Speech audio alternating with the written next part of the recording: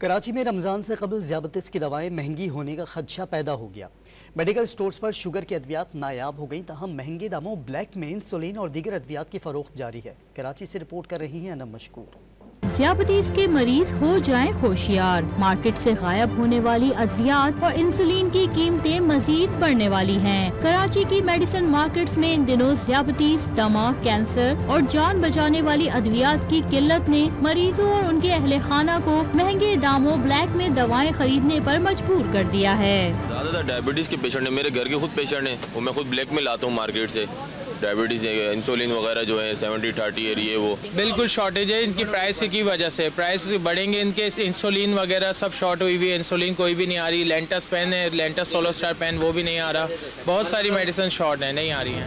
شہریوں نے حکومت سے مطالبہ کیا ہے کہ ذیابیطس اور جان بچانے والی ادویات کی فراہمی مارکیٹ میں ممکن بنائی جائے۔ شوگر کے پیشنٹ کے لیے اسی لیے ضروری ہوتی ہے کہ وہ صبح نہران منہ پہلے اٹھنے سے پہلے وہ گڈلی کرنے کے پہلے وہ گولی کھائے گا، پھر دوپہر کو گولی کھائے گا، پھر رات کو گولی کھائے گا۔ ایک دیہڑی دار مزدور جو گولی کھائے وہ پہلے اپنے 500 روپے وہ دن میں یا 1000 روپے دیہڑی میں کماتا ہے، وہی اس کی شوگر میں چلی جائے، دوا میں چلی جائے، پھر اس کے لیے کیا بچے گا؟ پریشانی تو کیا، غریب آدمی خرید ہی نہیں سکتا ہے۔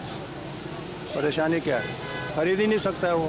کراچی کی میڈیسن مارکیٹ میں ان دنوں سٹی اسکین اور MRI انجیکشنز کی بھی قلت ہے، جس کے سبب مریضوں کو پریشانی کا سامنا کرنا پڑ رہا ہے۔ کیمرہ مین BK کے ساتھ انم مشکور، ڈان نیوز، کراچی۔